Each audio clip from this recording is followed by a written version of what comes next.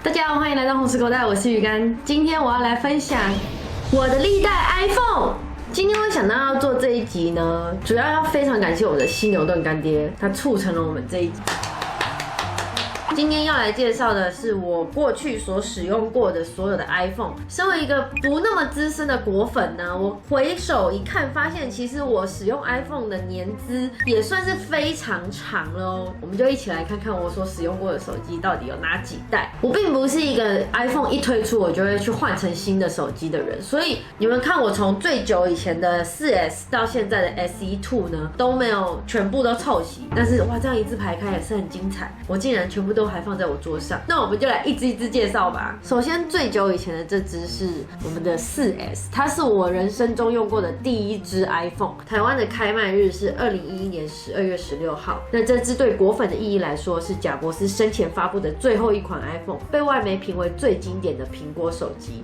那这只手机呢，我还记得那是我在大二的时候买的，2011年11月中还是11月初的时候就买了。那为什么我会有呢？因为我那时候实在是太急切的想要换成 iPhone 了。这支出了之后，我不知道为什么那个时候脑子里面会觉得啊，我应该要晋升成 iPhone 拥有者了。那个时候并没有很多人拥有 iPhone， 叫 4S 好像是因为它多了一个 Siri， 所以我就觉得哇，可以跟手机讲话，实在是太酷了。而且一开始竟然还只有英文，然后所以我那个时候就费尽千辛万苦在 PTT 上找了代购，那也是我人生中第一次找代购。那个时候我就提前了大家1-2个月拿到这只手机，但是我还是得跟大家坦诚，我当初的 4S 其实已经不在了。这只是我后来在虾皮上买的，然后这只是有越狱版的。大家猜猜现在 4S 多少钱就可以买到？700块，700块就可以买到一只越狱过的手机。越狱就是以前的手机并没有什么萤幕录影啊，或是玩一些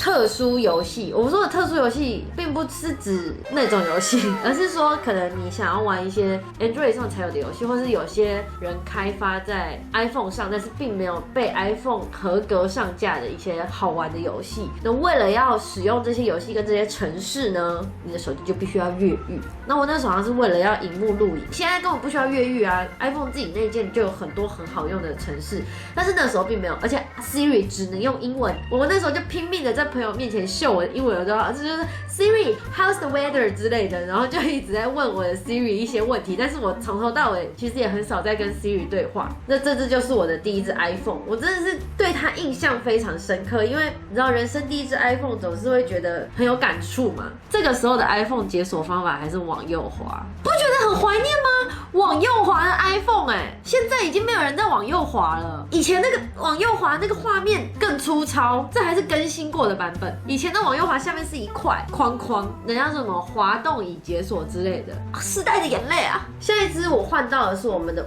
但是我换到5的时候，我的记忆已经丧失了，完全忘记我什么时候换成5的。但是我应该是5出没多久我就换了。那这支也是我用过最喜欢的一支手机。那台湾开卖日是2012年12月24日。这支手机对果粉的意义是贾伯斯逝世之后第一支发表的 iPhone。这支是我最喜欢的 iPhone， 它开始的这个大小就是我人生中用过最适合我的手的大小。因为 4S 可能就有一点太小了，它是在看东西上也会比较累一点。这支的 App 足足比这个多了一排，所以其实它的萤幕大小非常明显，可以感受到差异。然后拿起来呢，它也的确是更薄一点。重点是它的充电孔大要进，以前并不是这种充电孔哦，以前是这种长长的，竟然还可以买到它的充电线，也是很神奇。耳机接口呢，也从上面变成了下面。这支到这支呢，我就开始觉得 iPhone 真的太好用了，我这辈子都要用 iPhone。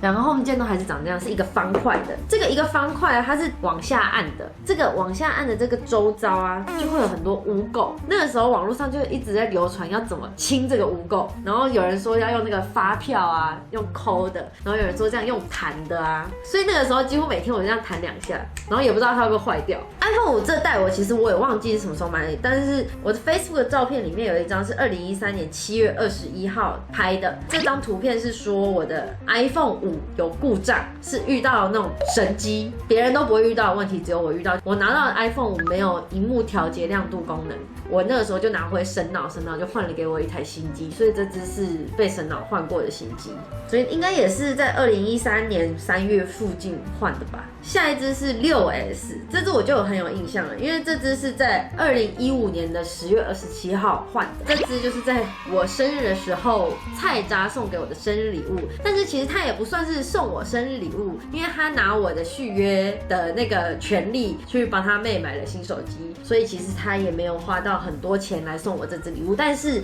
还是很感谢你啦。然后2015年9月28号就在全台上市了。对果粉的意义来说，这就是苹果最后一款拥有 3.5mm 耳机孔，而且具有实体 Home 键的 iPhone。那个时候我就开始感受到大手机的不便。我从5跳到 6S， 我就觉得手机好大一只哦。就这一代开始，我就无法按到最左边的 App。但是这一代新增的 3D Touch 我超常使用的，就是你不用点开讯息，你就这样长按，然后讯息就出现，然后你就可以不读不回。至少比已读不回还要让人心情好一点嘛，对不对？那个时候玫瑰金出来的时候，其实我还没有到很心动。它9月底推出，我到生日我才换到新机的。而且如果菜渣那个时候没有送我这个生日礼物的话，我可能不会去换这只手机，因为这只手机对我来说太大了。但是我也是就这样用了很久，然后就是我的手太小了，所以我握手机的那个力道就不够啊。然后我有时候会为了看一些 app， 我的单手另外一只手在忙，不知道在忙什么，打字了吧，然后就很容易滑掉。这只是我摔的最严重的一只 iPhone， 伤痕累累，就是这边全部裂开，而且是裂里面哦。我萤幕保护贴都不敢撕起来，我怕我撕起来我整个萤幕碎裂。于是我就上某买了一只 SE 的空机。这只 SE 呢，就是我最近才把它换掉的。SE 就是 6S 的下一代，2016年4月7号在台湾开卖。那对果粉的意义来说，它是售价史上最低的 iPhone。总之用回 SE 之后，我的人生又重见光明了，就是哇，用起来好舒服啊！这个手的大小，这个超适合呢。它就是真的跟 iPhone 5的大小一模一样，也跟 5S 的大小一模一样，但是我中间没有换 5S， 你看一模一样，背面也是一模一样。它的这边是指纹解锁，5这边还是按键。我刚刚说用5的时候，我觉得这是我这一辈子最喜欢的手机，但是因为 SE 跟它一模一样，所以我还是觉得它是我这一辈子使用过最好用的手机。那我换成这只手机的原因，是因为 6S 真的是被我摔裂了之后，我就再也不太敢带它出门了，所以我就换成这一只。换成 SE 的时候大概是2017年，然后用了大概3年不到，就是到最近今年年初的时候，它的触控一直在故障，打字的时候它很常把我字删掉，然后或者是帮我打出别的字，就是我按一个点，它会同时帮我按另外一个点，或者我按它没有反应。加上它的电池，我已经换过一次，它电池消耗的速度非常的快，觉得就是有点伤心，它竟然要背叛我了，而且修理触控面板其实很不划算，就是不如换一只新的。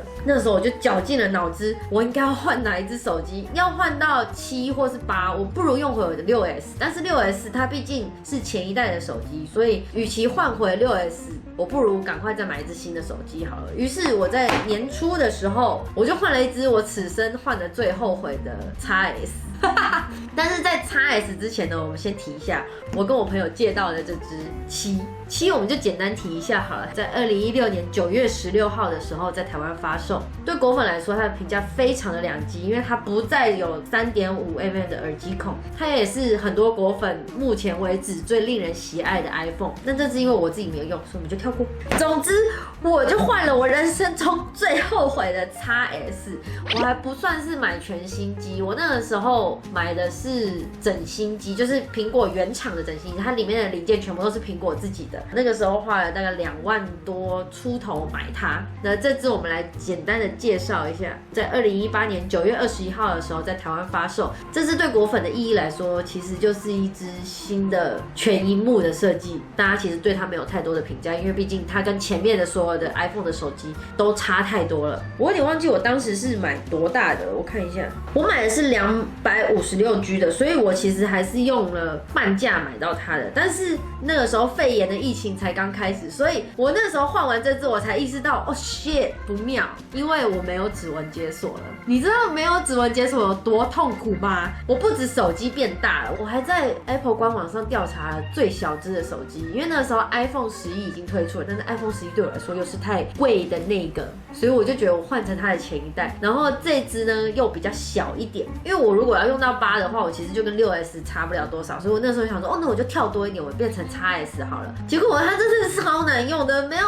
指纹解锁真的是很痛苦，因为我自己是会用 Apple Pay 跟一些会员的，像是去便利商店我就会用玉山 Wallet 去做付款，然后去全联就会用全联内建的付款，就是我很常用到解锁这个功能，然后他们登入也都需要用到解锁，我就会解锁的很痛苦，因为大家都戴着口罩，我就要等到它这个画面结束之后出现这个密码的地方。我觉得应该最近疫情期间大家用这种面部解锁的应该都很痛苦吧，因为你都要等，或者是要想一些办法让自己进入手机的画面快一点。但是不可否认的是，我自从换了这支手机之后，我的行动电源几乎没有用过，它可以从早撑到晚，基本上我回家之后都有20几%的电。这一代还是有可取之处，而且它的萤幕的确非常的大。我换了这支手机之后，我玩什么游戏我都觉得哇，太棒了吧！原来这个游戏的画面这么棒，因为他在看 YouTube 影片或是一些 Netflix 影片的时候，可以把整个画面放大，你就会觉得哇，我可以用全萤幕看到这支手机，我就觉得很嗨，很舒服。这支手机它只被我使用了3、4个月吧，我就换手机了。那因为这个时候呢，犀牛顿就有提到说他们可以来跟我合作，然后可以提供我犀牛顿的手机壳，所以呢，那个时候就有跟他们谈。在谈的过程中呢 ，SE2 就登场了。哒哒哒哒，我现在在用的 SE2，2020年4月24号的时候在台湾发售。那这个对果粉的意义来说是庶民果粉必抢，并且重现了它的经典外形，是不是很佛心的这只手机？但是你知道更佛心的是什么吗？这只是犀牛顿送我的，谢谢干爹。那我有 Touch ID 可以使用，我跟你讲，有了 Touch ID 之后，我人生又重见了光明。那这只手机因为我用不久，但是我很明显的感受到它的续航力就没有之前的 XS 这么长了，就是我还是一天当中可能会需要使用到1次行动电源，除非我很少使用这只手机。这就是我的 iPhone 史，好啦，这只不是我的，但是我就是想要这样一支排开，感觉很厉害嘛，好不好？那值得一提的是，我其实很少用 iPhone 拍照，因为我一直觉得 iPhone 拍照很丑。有人跟我一样这样想的吗？所以我通常在带 iPhone 的时候，我另外都会再带另外一只手机。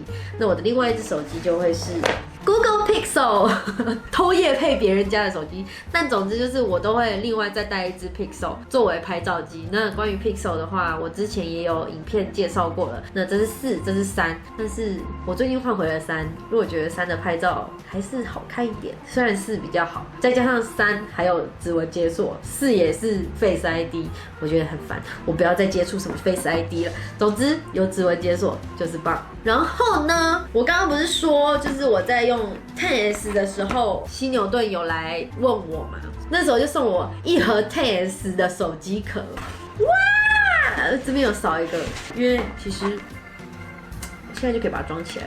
很多人说犀牛顿的壳很难装，我自己是觉得还好。我觉得这个手机壳很好看，它是猫咪的迷彩，它的按键都可以依照自己喜欢的颜色去做搭配。这是他送我一整套的手机边框、手机按钮、广角镜头，还有手机背板。你看，我还那个时候特别为了手机做了一个小鱼干的壳，它的网站是可以客制化的。装上了壳，用了一阵子之后，就是 SE 就发布了。所以他们除了送我手机以外，当然又送了我1盒。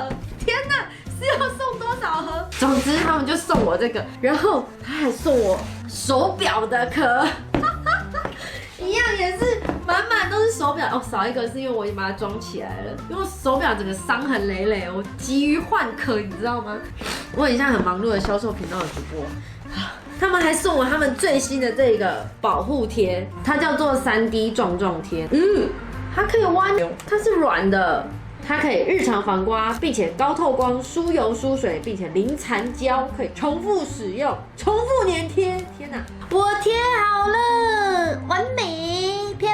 感觉就像没有贴，太软了，让我觉得好像不是保护贴一样。然后它就是特别是它的边边是这样子包覆下来的，所以感觉整个都有包到。给你们看我之前6S 摔伤的，就是因为那个时候的保护贴它没有保护到整个，所以那时候靠到边边的时候直接撞到萤幕，所以基本上这个保护贴根本没什么鸟用，有保护贴就好啦。好啦，完美啊，好累。总之，谢谢大家的收看，以上就是我的 iPhone 史，希望大家会喜欢。天哪，讲了好多话。那如果你喜欢这一集的话，请记得按个喜欢，想继续看看按订阅。那我们就下次再见，拜拜。